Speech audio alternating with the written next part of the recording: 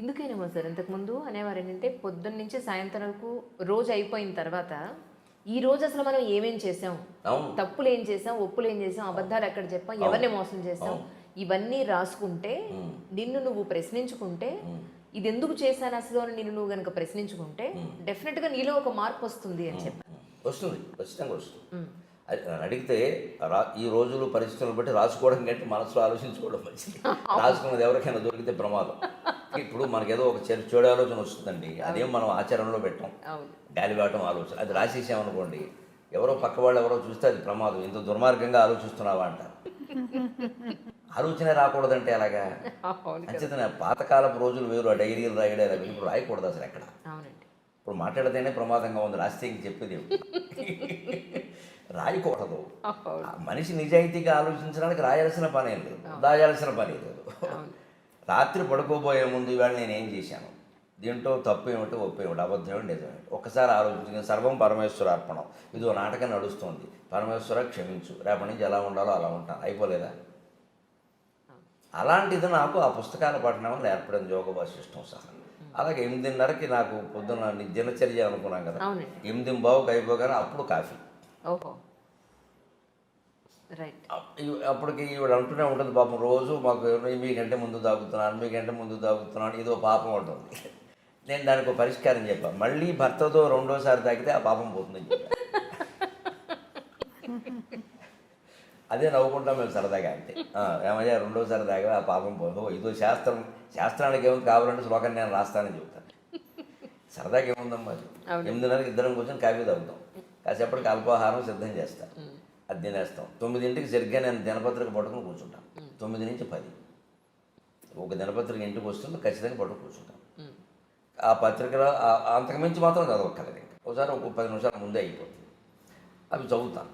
ఏదైనా మనకి గ్రహించాల్సింది ఉంటే గ్రహించాలి, లేదా ఒకవేళ చెప్పాలి సభలో కానీ ఇంకో టీవీలో కానీ చెప్పాలంటే తప్పనిసరి అయితే చెప్పడం, లేకపోతే వదిలేయడం. ఇదివరకు కూడా ఏదో విశేషమైన వార్తలు చెబుదాం, అలాగా సంచలనం అన్నట్టుగా మనస్సు ఆలోచించింది. కానీ ఆధ్యాత్మిక పరిపక్వత కారణంగా ఈ మధ్య నా మనసు ఆ సంచలనాల గురించి ఆలోచించట్లేదు అసలు. అది పూర్తిగా 100% అవసరం, ఉపయోగపడుతుందంటే చెబుదాం, లేదా వద్దు. ఎందుకంటే ఇవన్నీ నిందించడం వల్ల, విమర్శించడం వల్ల కలిసి వచ్చేది ఏం లేదు, ఎవడూ మారడం, మనకి శత్రువులు పెరగడం తప్ప దానివల్ల కలిసి వచ్చేది. అది కూడా అర్థమవుతుంది, క్రమంగా అర్థమవుతుంది. ఇప్పుడు ఆ వ్యక్తిని విమర్శించడం కాదు, ఆ వ్యక్తిలో మార్పుకు మనం కూడా అవకాశం ఇవ్వాలి ఎవరికైనా. 10ంటికి అయిపోయినందుకు 10:30 ఖచ్చితంగా నేను చేయదలుచుకున్న వాళ్ళందరికీ ఫోన్లు 10:30కి చేస్తాను ప్రతిరోజు. ఇంకో సమయంలో నా నుంచి ఫోన్ రాదు, ఖచ్చితంగా 10:30 ఉదయం 10:30, రాత్రి 8:30. నేను ఎవరికైనా చేయదలుచుకుంటే నా దగ్గర నా జేబులో ఉండే కాగితం మీద ఎవరికి ఫోన్ చేయాలో రాసుకుంటాను, నేను వెంటనే చేయను, ఇక్కడ రాస్తాను. ఇదొక బుక్లెట్, 8 పేజీలు ఉంటాయి ఇందులో. ఇది కూడా ఇది వాడేసిన రైల్వే టికెట్, వేస్ట్ వృధా చేయకుండా ఇది 8 మడతలు పెట్టి దీనికి నెంబర్లు వేసి దీని మీద ఎవరో వెంకట్రావుకి ఫోన్ చేయాలి, వెంకట్రా అని రాసుకుంటాను నేను. అది పొద్దున్న 10:30కైనా చేస్తాను, ఎందుకంటే ఆయన ఆఫీసులో ఉంటే దొరుకుతాడు. రాత్రి 8:30కి చేస్తాను, ఇంట్లో ఉంటే దొరుకుతాడు. క్లారిటీ స్పష్టంగా. అందుకని ఇంకా ఆ విషయం ఆలోచించాలి. బుర్ర నిండా వారికి ఫోన్ చేయాలి, వీరితో మాట్లాడాలి, ఏమిటో అన్నీ మర్చిపోతున్నాయి. ఈ మధ్య నాకు మతిమరుపు ఎక్కువైపోయింది, అదేం ఉండదు అసలు. మనం దానికి పని చేయక ఖచ్చితంగా 10:30కి మంచినీళ్ళు తాగి 2 గంటల పోసా 2 గ్లాసులు నీళ్లు తాగుతాను ఖచ్చితంగా. పొద్దున్న 6:30, 8:30, 10:30, 12:30, 2:30, 4:30, 6:30, 8:30, రాత్రి 10:30 ఖచ్చితంగా 2 గ్లాసులు నీళ్లు తాగాల్సిందే. రోజు అయ్యేసరికి 15-16 గ్లాసులు నీళ్ళు అవుతాయి. దానివల్ల ప్రయోజనం ఏంటంటే ఆరోగ్యపరంగా నేను అనుభవించి చెబుతున్నాను. ఎటువంటి ఏదైనా ఆహారాల్లో తేడాలు ఉన్నా, పడాలు ఉన్నా, రాళ్ళు పేరుకునే సమస్యలు లాంటివి ఉన్నా మొత్తం కొట్టుకుపోతాయి. మనం తాగేటువంటి నీరులో స్థూల భాగం ఎప్పుడూ మూత్ర విసర్జన రూపంలో వెళ్ళిపోతుంది, సూక్ష్మ భాగం రక్తంగా మారుతుంది, అతి సూక్ష్మ భాగం ప్రాణవాయువుగా మారుతుంది. అతి సూక్ష్మ భాగం నీరు తాగితే ప్రాణవాయువు ఉంటుంది. ప్రాణం ఎప్పుడు నీటి మీద ఆధారపడింది, అన్నం మీద కాదు. అన్నం మానేసి ఉండొచ్చు, నీరు మానేసి ఉండదు. నీరు మానేసి ఉంటే ప్రాణం కూడా పోతుంది. అందుకే ఎంత నిరాహార దీక్ష వాడైనా పాలు కానీ, మజ్జిగ కానీ, నీరు కానీ తాగుతారు. తాగితే కొంతకాలం గెంటిచ్చు. అలా నీరు తాగుతాను ఖచ్చితంగా. నాకు 10:30కి నీళ్లు తాగేసి అప్పుడు ఈ ఫోన్లు చేసేసి నా కార్యక్రమాల గురించి రిజర్వేషన్లు చేయాల్సి ఉంటాయి కదా, ఏమన్నా అంటే నేనే చేసుకుంటాను. కార్యకర్తను చేయమని చెప్పను, ఎందుకంటే వాళ్ళు మనకి తర్వాత ప్రోగ్రామ్ ఎక్కడ ఉందో వాళ్ళకి తెలియదు, వాళ్ళ ఊరికి చేసేస్తాను. మళ్ళీ అక్కడి నుంచి ఇంకో ఊరు పక్క ఊరు వెళ్ళాలంటే ఆ షెడ్యూల్ నా దగ్గర ఉంటుంది కాబట్టి చేసుకుంటాను. అక్కడికి ఆ పని అయిపోయింది. అప్పుడు ఖచ్చితంగా టీవీకి ఏమన్నా తయారవ్వాలా, సాయంత్రం సభ ఉందా తయారవ్వాలా, ఆ తయారవ్వాల్సి ఉందంటే తయారవుతాను. 10:30, 12:30 సమయం. 12:30 ఖచ్చితంగా గంట కొట్టేసినట్టుగా తిరుగు లేకుండా 12:25కి వచ్చి గురువుగారు భోజనానికి రావచ్చు అంటుందంతే. మేడం అండి మిమ్మల్ని గురువు గారు అంటారా? అంటారు. ఎందుకో? ఎందుకంటే రావండి అడగండి. ఏమండి ఎందుకు? అంటే చాలా నేర్చుకున్నాను అందుకని మా గురువు గారు ఏం ఆయన నుంచి నేర్చుకున్నావు? చాలా నేర్చుకున్నాను. అవునా? అందులో ఏం నేర్చుకున్నారు? ఒక పాయింట్ మాకు. అవి చెప్పేవి కాదు, అలాగా సహజంగా జరిగినవి అంతే. సరే 12:30కి భోజనం పెట్టేస్తారు. అంతే. ఖచ్చితంగా 45 నిమిషాలు భోజనం చేస్తాను. 1:15 వరకు నవ్వులుతూ ఉండాల్సింది. ఓకే. 3 ఐటమ్స్ మించి భోజనాల్లో ఉండవు. 4వది ఉంటే ఆవిడ తినాల్సిందే.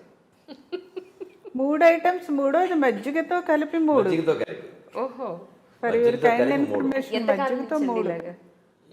15-20 ఏళ్ళు బట్టి. అంతే. కనీసం 10 ఏళ్ళు బట్టి ఆ నియమం ఖచ్చితంగా. తర్వాత పప్పు, కూర, మజ్జిగ, లేదా వేపుడు, పచ్చడి, మజ్జిగ, ఏదైనా సరే 3 మజ్జిగతో కలిపి. 4వది ఉంటే ఇందులో ఒకటి తగ్గించేస్తాను, అన్నం తగ్గించేస్తాను. మొత్తం మీద అన్నం అంతకుమించి వెళ్ళడానికి వీలు లేదు. అందుకని నాకు షుగర్ ప్రాబ్లమ్స్ అవి ఏం లేవు. తినవలసింది తింటాను. ఖచ్చితంగా పొద్దున్న ఒక్కసారే కాఫీ, సాయంత్రం 4:30కి టీ, మధ్యాహ్నం భోజనం చేసి గ్లాసు మజ్జిగ తాగుతాను, రాత్రి పడుకోబోయే ముందు గ్లాసు పాలు తాగుతాను. ఒకసారి పాలు, ఒకసారి మజ్జిగ, ఒకసారి కాఫీ, ఒకసారి టీ, 4 సేవించినట్టు అయింది. ఏది ఎక్కువ కాలేదు. అన్ని రుచులు తెలిసాయి. ఎప్పుడు కావాలంటే అప్పుడు వదిలేయచ్చు, సమస్య అండి. ఎక్కువ అలవాటు పడ్డామనుకోండి, నాకేమిటో కాఫీ లేకపోతే తోచట్లేదు, ఏమీ లేదు, నాకు ప్రపంచం అంతా లేకపోయినా నాకు తోస్తుంది. ఈ ప్రపంచం అంతా శూన్యమే, నేను ఒక్కడినే అంటార్కిటికా ఖండంలో నన్ను వదిలేస్తే హాయిగా గడిపేస్తాను, ఏమి ఇబ్బంది లేదు. ప్రాణంతో ఉంటే సార్ అక్కడ నీళ్లు దొరికితే ఏదో మారేడాకులు దొరకపోని అవుతాం. వారు ఉండాలి, వీరు మాట్లాడాలి, అసలు ఆ సమస్య లేదు. అదే వేదాంతం ద్వారా నేర్చుకున్నాను. యోగ వాసిష్టం నాకు నేర్పింది.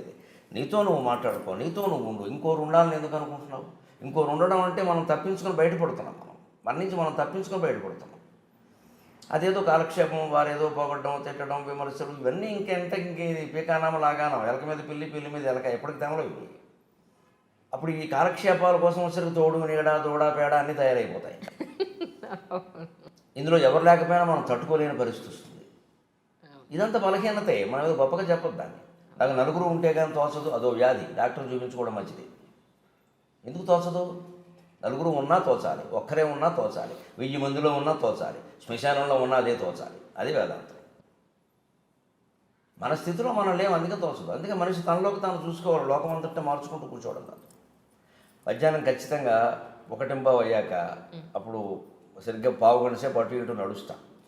బయట ఆరేసిన తువ్వాలు లోపలేస్తాను, అదో క్రమశిక్షణ. పొద్దున్న స్నానం చేసి ఆరేసాం కదా, ఆ తువ్వాలు లోపలేస్తాను. అవన్నీ నేను చేసుకుంటాను. ఆ పనులు 1/4 గంట పడతాయి. 1:30కి పడుకుంటాను, 2:30కి లేస్తాను. ఫోన్ కట్టేయడమే, సైలెంట్లో పెట్టడం ఉండదు. సైలెంట్లో పెడితే ఎవడో చేస్తాడు, అక్కడ ఉంటుంది, అక్కడ మళ్ళీ నాకు చేయలేదంటాడు. అటువంటి అవకాశం ఎవరికి ఇవ్వను, స్విచ్ ఆఫ్ అంతే. మళ్ళీ ఆయన చేసుకోవలసిందే. ఏమంటే నేను చేశానండి, మీరు నాకు చేయలేదంటే చెయ్యను, నీ అవసరం నువ్వు చేసుకోవాలి. ఎంత ప్రాణ స్నేహితుడైనా అంతే. నాకు ఎందుకు చేసావు కదా, రెండోసారి కూడా నువ్వే చేసుకో, 3 సార్లు చేసుకోలేకపోతే మానేసుకో. అంతేగాని ఏమనుకుంటాడు అనుకోని, బ్రహ్మసత్యం జగన్ మిథ్య, నాకు అర్థమైంది అనుకుంటే మరీ మంచిది. ఇంకా ఆయన ఫోన్ చేయక్కర్లేదు, ఓ నెంబర్ తీసేయచ్చు. ఇది ఎవరి మీద కోపం కాదు, వ్యతిరేకత కాదు, పూర్తిగా జగత్తత్వం తెలుసున్న మనిషి ఇలాగే ఉంటాడు. నాకు తెలిసి నేను ఋషుల చరిత్రలు చదివాను, ఋషులందరూ ఇలాగే ఉన్నారు. అది మనం అలవాటు చేసుకోవాలి.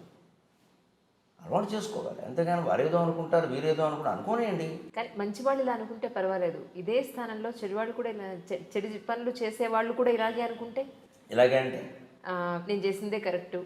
అది నిజానికి వాడు చెడ్డ పనులు చేసేవాడు అయితేనేమో లోకాన్ని గురించిన భయం ఎప్పుడూ వాడి మనస్సును పీడిస్తూనే ఉంటుంది. వాడు అనుకోలేడు. ముండిగా మూర్ఖంగా కాసేపు అనుకోవచ్చు, కానీ లోపల వాడిని ప్రశ్నిస్తుంది. ఎందుకంటే అందరికీ లోపల ఉన్నది భగవంతుడే.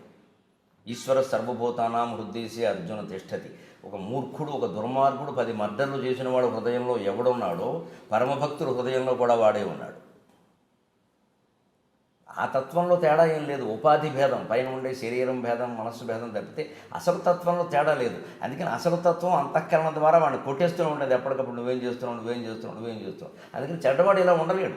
ఎవడేమనుకుంటే నాకని కొనాళ్ళు ఉంటాడు, తర్వాతైనా వాడి కాల్చేస్తూ ఉంటుంది లోపల. అదే పాపం పీడించడం అంటే అదే. ఖచ్చితంగా కాల్చేస్తూ ఉంటుంది. వాడు ఎప్పుడు ఈ జన్మ కాదు, వచ్చిన జన్మకైనా మారాలి, తప్పదు. అది వాడి బాధ్యత. అది మనం దాని గురించి అంత బాధపడక్క. అయిపోయిందంటే 2:30కి లేస్తాను. సరిగ్గా లేవగానే స్వచ్ఛ భారత్ చేస్తాను. ఇది మోడీ గారి స్ఫూర్తి. ఓహో. అంటే అంతకుముందు కూడా నాకు కొంచెం ఉంది, కానీ మోడీ గారి స్ఫూర్తి వల్ల ఖచ్చితంగా మన ఇంట్లో మనం చెయ్యాలి అని పెట్టుకుని 2 పూట్ల చేస్తాను, 2 పావు గంటలు, మధ్యాహ్నం 2:30కి, పావు తక్కువ 3 వరకు. ఏం చేస్తారు? గూళ్ళన్నీ దొరుకుతాయి. ఇప్పుడు మా లైబ్రరీ అంతా తనే దులుపుకుంటారు, గ్రంథాలయం గుడ్డ పెట్టి తుడుచుకుని చీపురు పెట్టి ఏమన్నా బూజులుంటే తీసేసుకుని తనే. నిజంగా మిమ్మల్ని మొట్టమొదటిసారి చూస్తున్నాను ఈవేళ. అంటే యూట్యూబ్లో ఇంటర్వ్యూల్లో చాలా ఏళ్ళ నుంచి మిమ్మల్ని చూస్తున్నాను, మీ ప్రవచనాలు వింటాను. ఎందుకంటే మరీ మూర్ఖంగా మాట్లాడరు మీరు. చాలా ఇప్పటి ప్రజానికానికి ఇప్పుడున్న కాలమాన పరిస్థితులకు అనుగుణంగా ఎవరు ఏది చేస్తే మంచిదని మీరు చెప్తూ ఉంటారు. పొద్దున్న లేస్తే భక్తి, పొద్దున్నే వచ్చే పాటలు అయిపోగానే నెక్స్ట్ మీది పెట్టి వింటూ ఇంట్లో పనులని చేసుకుంటూ ఉంటే అనుకున్నాను, ఈయన ఇంట్లో బాగా స్ట్రిక్ట్గా ఉంటారేమో, లేదా భార్యని మాట్లాడద్దు చెప్పిన పని చేయి అని ఎలా ఉంటారేమో. అది ఆ ధోరణి. మీ అభిప్రాయం నిజమే, లోకం అలా ఆలోచిస్తుంది సార్. అంటే మనకి రెండే తెలుసమ్మా. మంచివాడు అన్నవాడిని మీరు ఎవరైనా గమనించండి, కామెంట్స్ ఎలా ఉంటారో. ఎప్పుడూ మంచివాడే అనుకుంటారు, వాడు లోపల చాలా వంకర పనులు చేస్తాడు, బయటికి తెలియదు అది. బయటికే లోపల పంచి కనపడతాడు, పెళ్ళాన్ని ఏడిపించుకు తినేస్తాడు ఆ సన్నాసి. ఆ విషయం బయట పండేవాడు, బయట మాత్రం మహిళాభ్యుదయవాదినే మాట్లాడేస్తాడు. అది నమ్మేస్తారు లోకం. ఆవిడ పాపం బయటకు వచ్చి చెప్పలేదు ఆ విషయం, ఎందుకంటే ఈయన సెలబ్రిటీ, ఆవిడ బ్రిటానియా బిస్కెట్. ఆవిడ దగ్గర మైకెట్టాలి కదా, అవకాశం కూడా ఉండాలి. ఒకళ్ళు చెప్పిన దానికో బతకనేడు కదా. నేను అలాగే ఉంటారేమో అని అనుకున్నాను. అలాగే కొంచెం గంభీరంగా ఉండేవాళ్ళని చూసి మనం కోపంగా ఉంటారు అనుకుంటాం. ఖచ్చితంగా ఉండడం వేరు, కఠినంగా ఉండడం వేరు. నేను ఖచ్చితంగా ఉంటాను, కఠినంగా ఉంటాను. అసలు కాఠిన్యం అనేది నా స్వభావంలోనూ లేదు, చాలా మెత్తటి మనిషి లోపల. కానీ ఖచ్చితంగా ఉంటాను.